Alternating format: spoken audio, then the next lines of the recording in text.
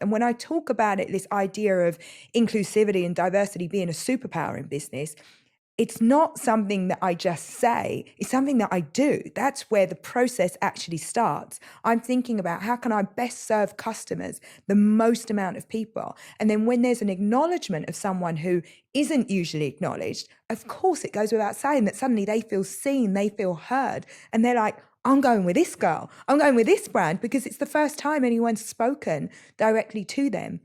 And I think that it's such an under thought about part of business. You know, people usually bolt it on at the end. Yeah. And I'm like, no. It's right where you start. It's in the inception of those products. It's in making 32 sizes. It's in doing 9 different shades. It's in the very, very beginnings of what you're creating. And then you can dress it up and make it look nice and put the right kind of branding on it. But actually it starts way earlier than that. And so I actually think about customers in a way that I think most people don't. Where did you not learn that, but where did you learn to look to understand that? Obviously it started with yourself, but I'm like, why didn't people do that before? Because like you just said, it's better business. It's better financially. It makes more sense. It makes more people happy. What do you think blocks companies? It just comes from where decisions are being made, right? Because it's like, you don't know what you don't know. And I've sat in enough rooms trying to pitch enough businesses to a group of people that aren't my end audience. And I have actually said in meetings before, maybe you should phone your wife or daughter.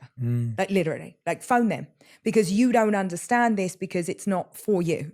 You know, and so I think that decisions are made in such a abstract way in most companies. And, you know, you see this when, you know, companies make mistakes, right? We've seen a lot of like big fashion brands and big consumer brands make mistakes that have seemingly kind of come across as like insensitive, racist, completely misogynistic.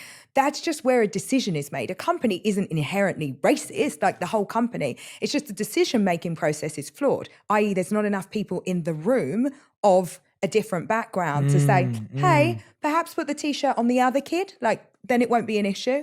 So I think that this just comes from the idea of like, where are the decisions made in that company and who's making the decisions? And I know that the more people you bring around a table from different backgrounds, we're not just talking about race here, we're talking about age, education, the full gambit, like the better the company will be. Yeah, that is such great. I love what you just said about asking someone to call their partner or their daughter or a son or whatever it may be, because you're so right. Like I think so many people sit in meetings and they're looking around going, these people don't know what they're talking about, or like they just don't understand. Totally. How have you maintained, like, I guess the question is, how many of those meetings did you have to sit in until you felt like, I'm just going to do this, or we're just going to figure it out? Or did you look for someone who agreed with you and had your values and did the research, or was it kind of like, we're just going to build it ourselves? Like, how much? Give us a bit of that, because I think a lot of people sit in meetings. You know, it's so interesting. I'm at that point in my career now where I don't sit in a lot of meetings. Yeah, now they pitch me, of course. which is lovely. Congrats, The shoe's on the that. other foot. I'm like, come over here and I'll let you know if you can come in. Good for you. I love that. But in the early days, you know, I think that